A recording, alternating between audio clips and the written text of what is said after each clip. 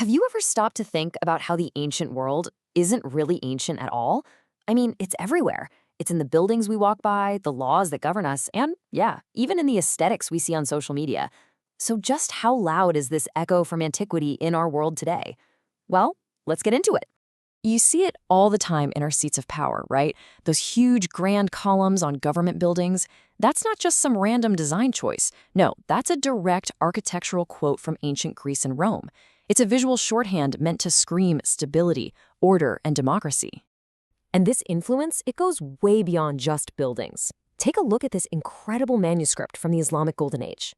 This right here is a crucial piece of the puzzle, a part of the amazing story of how ancient Greek knowledge wasn't just put on a shelf and saved, but was actually studied, debated, and totally supercharged by scholars in places like Baghdad. And then boom, we see it pop up in modern internet subcultures. Ever heard of dark academia? It's this whole online vibe that romanticizes a very particular, bookish university life. And its entire mood board is pulled from a very specific, and you could argue, a very idealized version of classical studies. Okay, so a building, a whole scientific tradition, and an internet trend. What on earth connects all of them? Well, they're all part of what we could call the afterlife of the ancient world. They're living proof that the past doesn't just, stay in the past. It lives, it breathes, and it actually changes right along with us. So how does that even happen? To really get our heads around the afterlife of ideas, we first have to look at how the ancients thought about the afterlife of people. And for them, this was no metaphor.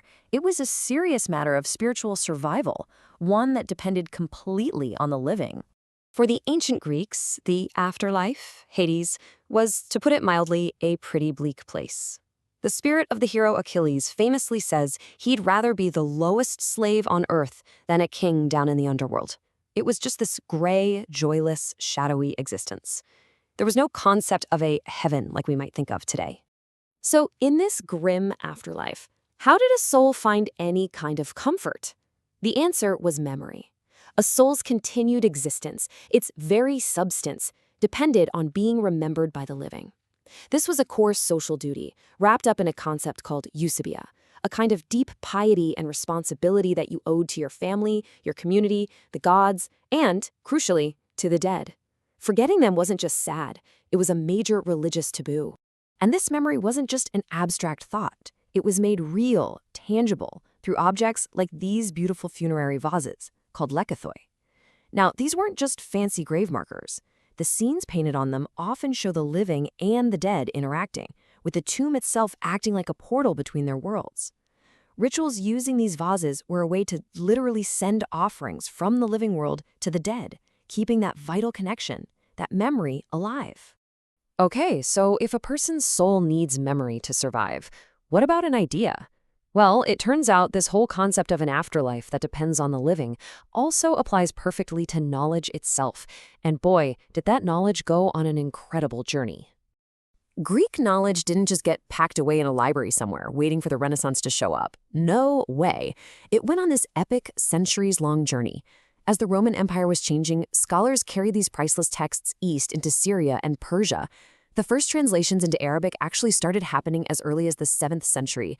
But the real explosion, the big bang of this movement, happened in 9th century Baghdad at the legendary House of Wisdom. But here's the crucial part. This was so much more than just hitting copy-paste. The scholars in Baghdad weren't just passive scribes playing a game of telephone across the centuries. Not at all. They got their hands dirty. They actively engaged with this stuff. They didn't just translate. They critiqued it, they corrected it, they blended Greek thought with their own observations, and in the process, they made these huge leaps forward in medicine, math, and philosophy. They literally gave these ancient ideas a brand new dynamic life. Now, this dynamic process of wrestling with the past actually has a name in academic circles. In fact, scholars use two really key terms to talk about our relationship with antiquity, and honestly, understanding the difference between them is a game changer. So on one side, you've got the classical tradition. You can think of this view as being all about continuity. The idea that the past is carefully handed down to us like a precious family heirloom, totally unchanged. It's a one-way street from past to present. But on the other hand, you have classical reception. And this is a much more active, much more interesting idea. It sees our relationship with the past not as us just passively getting something, but as a dynamic, two-way conversation. The classicist Charles Martindale really nails it here. He says reception is a dialogue. We don't just get the past, we reinterpret it. We argue with it, we remix it to meet our own needs and answer our own questions. And in that process, the past changes us too. It's not a monologue from the past, it's a conversation. So let's take this idea of reception and just pull it right into the 21st century.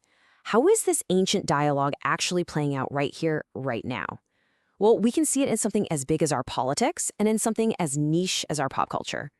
First up, let's look at maybe the most direct legacy of all, our political systems.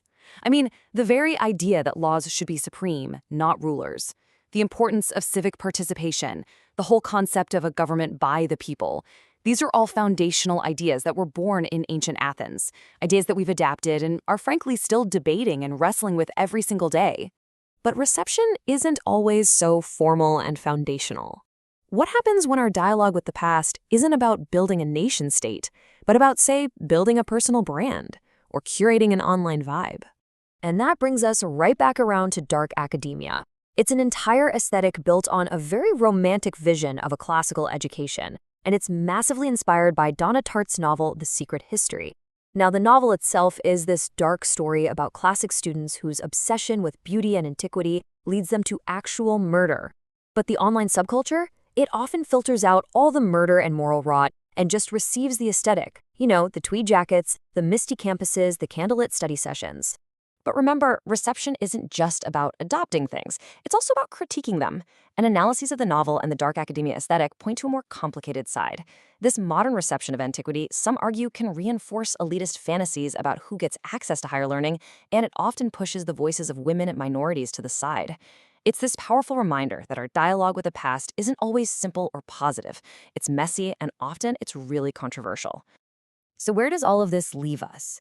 We've seen that the afterlife of antiquity is this incredible story of memory, of the wild journey of ideas, and of a constant active dialogue between what was and what is. And I think the key takeaway here is that this stuff isn't just for academics in ivory towers or for politicians in marble buildings. From the ideals we choose to uphold to the aesthetics we adopt online, every single one of us is participating in this process. We are the ones constantly deciding which parts of the past get to have an afterlife and what that new life is going to look like.